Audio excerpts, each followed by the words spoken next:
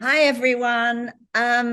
We've been thinking about a lot about what we want to share and also some tips that we want to give that we've learned on our journey of being broken, but staying brave. And for me, one of the main things I know we've got different ways of dealing with disasters, was to feel and be aware of the abundance everywhere in the world. Everywhere I go, when I walk, I'm just aware of all the blossoms. I'm aware of the beautiful trees. I'm aware of people and always give them a smile. I just create abundance and a vibration almost of feeling good by just giving little things. And there was that time when we had no money. So it wasn't like we could do acts of kindness that actually were financial acts of kindness. It was more when we walked, giving a smile to every single person, noticing. Paul's extremely good at noticing if somebody drops something, or he's always aware of what everyone else is doing. He's being an ex-detective. He just sees what's happening around him. And he's always the first person to help people and run into a situation and help. So by giving back, you actually receive so much more. And I think that's one of the things when you're down, very down, it's about not just staying in your home, getting out, giving to others in even the smallest little way, and also putting things into your mind that are going to lift you. So reading stories about other people who've hit rock bottom, other people who've had success after absolute disasters, and not allowing yourself to become a victim of your circumstances and letting those circumstances define you. So, what do you think? What would be your tip? Yeah, well, we've both had probably three really major disasters in our lives. And I think everybody goes through these. But some of the things that I've learned is that not to live in the past, and I let go of the past, and I now live in the now. And I found that really beneficial for myself. Because before, when I had the nervous breakdown, I was going through all the past things that caused me to have the nervous breakdown, and then the funny thing is, I kept on doing the same program over and over and over again. I kept on repeating it, and until I had to learn how to change those programs. So one of the things I learned, I had to forgive myself for the things that I've done in my life, but also I had to forgive others for the things that they've said and done to me. So that's probably my biggest thing, is the forgiveness for me was my biggest thing that I had to learn. But I had lots of other things as well, and it's a never-ending journey. So I'm still learning, still growing, and it's a life full of personal development and changes. So, so my tip was finding the abundance in life and finding the joy, just even the little joys. And yours is definitely not letting your past define you. And the other one, forgiveness. Forgiveness is such a huge one. And not repeating those programs. Oh my goodness, don't we all do that? And I find that happens to me during the night. I'll wake up and I'll be thinking about something that's happened and maybe regretting it. And I have to very quickly change those thoughts. So my little trick is actually to rise above myself, to see myself from above. That sounds weird, but I float above myself, look down on myself and say, there you go again, Suzanne. Change that thought. That's not helpful, what you're thinking. And that really helps. I talk to myself, and it's slightly crazy. Yeah, she does. But it's that, I call her nagging Nelly, this voice I've got in my head. And don't we all have those voices? And if you say you haven't, then you must have reached nirvana, because truly that voice comes in, particularly when there's worries going on, and there's that voice, and it's that little small voice that is absolutely of no use to you. It's not at all positive. It's not going to help your life. So I talk to Nelly and I tell her to please go away. I do not need to hear her. And then I change the thoughts that are in my head. So I hope that helps. That sounds quite mad, but it does work for me. I love the way you shake your head, but it's just, and it's being conscious of your thoughts. That's the thing. And I remember once reading that you can't hold two thoughts in your mind at the same time. And I thought, I love that, because I'll change that negative thought to a positive one and hold that positive one in my mind rather than the negative. So I hope that helps. So that's a few of our tips. And the other thing is just, yes, not being the victim to your circumstances. And that can so often happen. I had a terrible armed robbery in London. And whilst I was going through this horrible experience, it lasted 2.5 hours and it was brutal. And I just had a baby. So I was very, very vulnerable. 3 men came into my house and attacked me. And it was everything you can think about and more. It was absolutely revolting what happened, but I got away with my life. And all the time I kept thinking, I will remember you.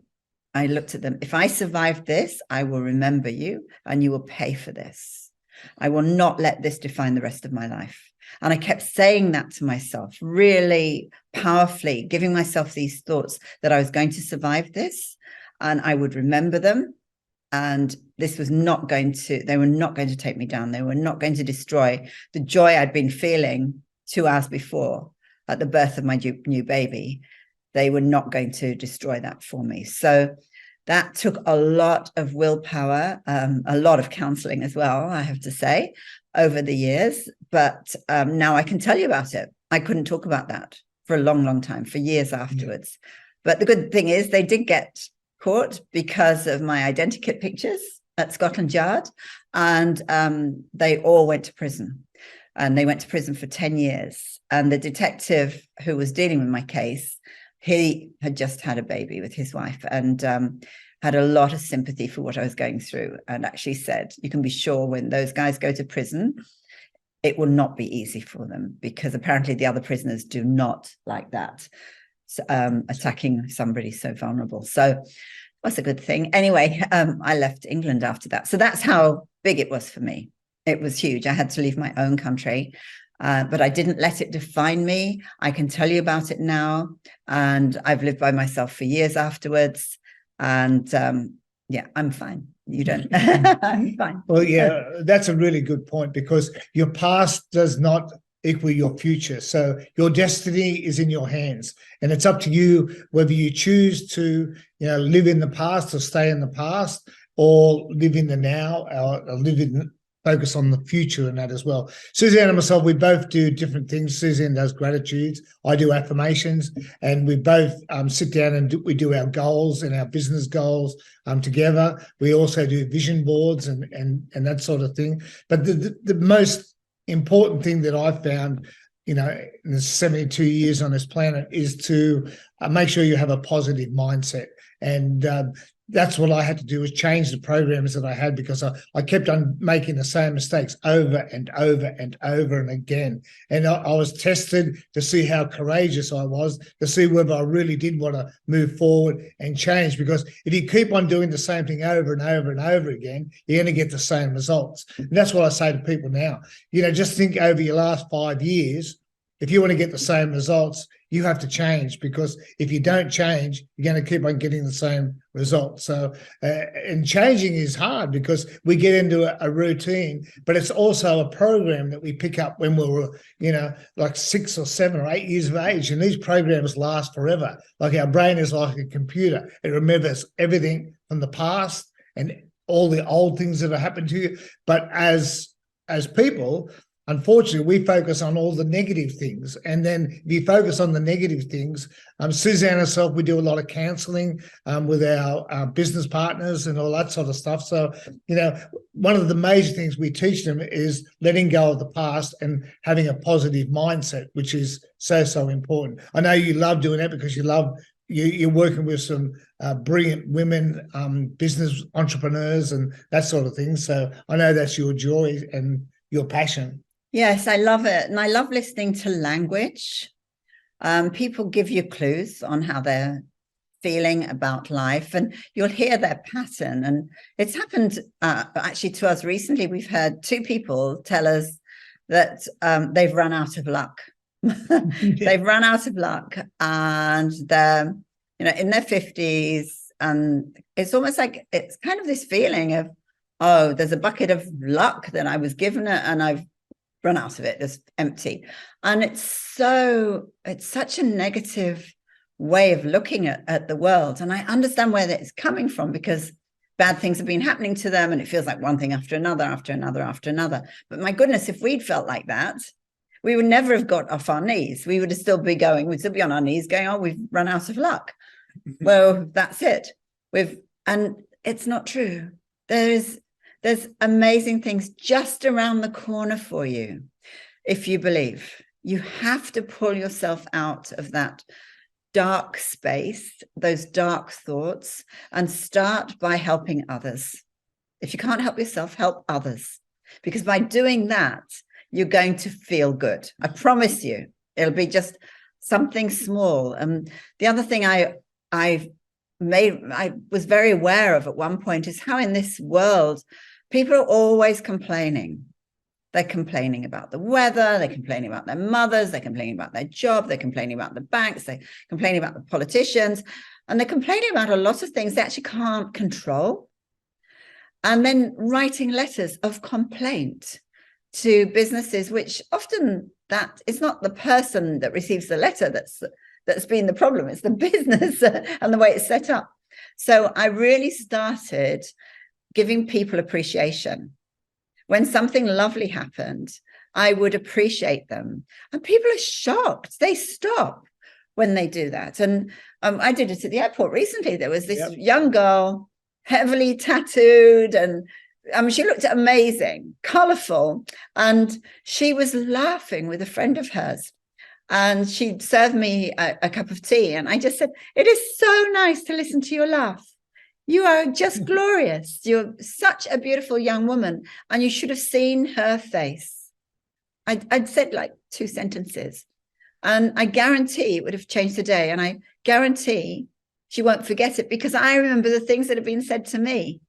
I'm sure you all do. Think about the times when somebody's done an act of kindness to you. You don't forget it. So why aren't we all doing this for each other all the time?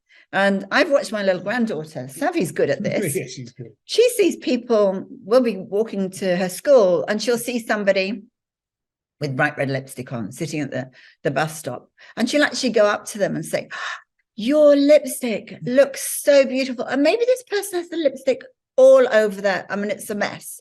But Savi doesn't see that. She sees that this person has put a bright color on her face.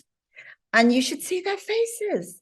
It's amazing. And we see it again and again and again, the joy when somebody makes a comment. And maybe that person, nobody's spoken to them for days. We don't know. And yeah, it's just appreciation of people and things and life and the wonder and the miracles that are all around us, rather than finding the negative. And believe me, you do not run out of luck. Yeah. You do not run out of fortune. Yeah. Fortune is always there to bless us. Yeah.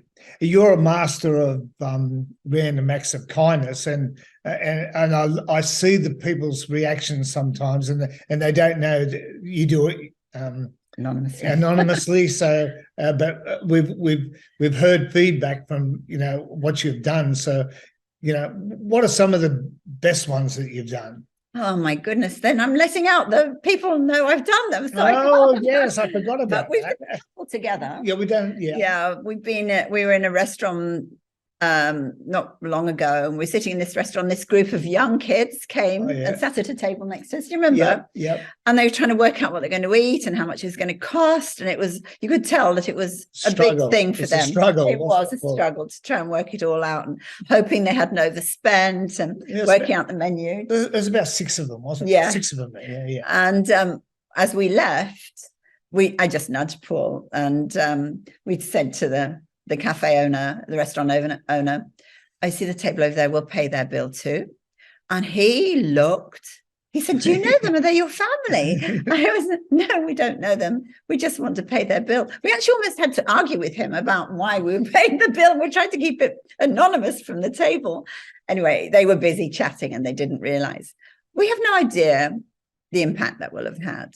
But I know the impact it had on the restaurant owner, because he'd never had anything like that happen before. And he was really delighted and shocked by the act.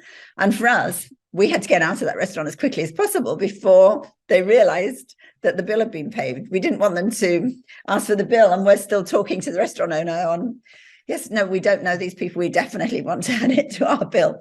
So it's lots of fun doing something like that. Yeah. It really is. And we can do it now. But a few years ago, there was no way. We could have bought somebody's cup of coffee. That was about it.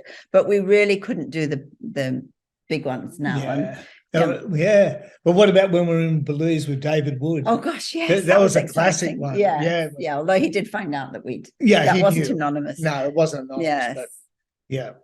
So there was this young man in Belize, and his parents had passed away. Yeah. He was looking after his brothers and sisters. He was Yeah. the big brother, and he worked on Dave's Island.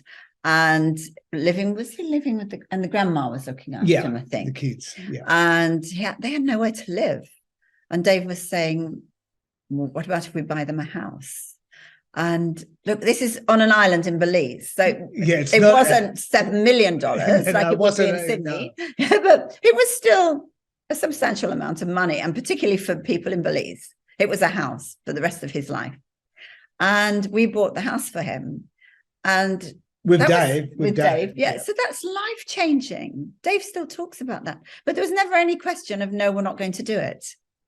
And I don't know if I think he knew that it was us. But we left the island, so we didn't really have a chance to say goodbye to us. We've never seen him again. We've never seen him again, but we always ask Dave Wood how he's going. So we know he's happy. The children have grown up. Still living. His grandma lives at the house now. So the nice thing is you don't always know. I like to do things anonymously, and I'll tell you why. Because if you give an act of kindness to somebody, then the other person often feels that they should give something back to you. They feel indebted to you and obliged. And I don't like someone to have that feeling. I want to completely surprise someone and disappear. And I've done it a few times overseas. We've done it lots of times, and I've had it done to me, and that was an amazing thing when somebody did this incredible act of kindness for me in a coffee shop at an airport. I think it was in Florida, actually. Can't remember now. The airport doesn't count, but this man had been telling me about this very special coffee they had and this dessert at this shop. And I was between flights, a little bit tired, wasn't thinking. And when it came, he was before me, and we had this lovely chat. Off he went. And then when I got it was my turn, the lady gave me a coffee in a bag, and I said, "What's this? I haven't ordered anything." He said, "It's a gift from the man in front. He thought he really wanted you to try this pastry and drink the coffee and wishes you well." And I couldn't find him then to say goodbye to, because it was a crowd of people and he'd gone. So I know what it feels like too. It's so joyful, and it doesn't have to be grand. Even if you pick some flowers and put them on somebody's doorstep with a little note saying, "Just wanted to make your day," or whatever. People need you. People need you. They need us. People need us. Every one of us. We are not lone people. We're not lone figures. We love community. It's important to human beings, and it's really important we take care of each other. That's my little lesson for today. Well, there's one big one. What about Dolma Yankee? Oh, that's another story. That's a whole podcast. That's a whole podcast. And we won't talk about we won't share that one. No, we will do though another day. It's an amazing story. I'll cry otherwise. It's an amazing story of how one little act of kindness can change somebody's life forever. Yeah. And that's a really big one. But that is really big share. And it wasn't it's not. It wasn't. There's been some secrets involved, and that's why it's a hard one to put up, because I don't want it to know the whole truth. Yes, but we will share one day with everybody. Yeah, but it's now she's changing people's lives from around the world, isn't she? Yes. So that's enough. Okay, all right. I'm sorry. So this has been great having a chat, and just hope you've learned something from us and whatever we've shared. But this is a never-ending journey. If you want to change where you're at right now, you have to let go of the past and virtually reprogram your brain and let it go. Sometimes we work with people that have had like really bad experiences, like sexual assaults and when they were younger, and kids and that. And if you don't change that program, I'll give you a quick example. There's been a couple of women that we've been working with that have been sexually assaulted when they were younger, and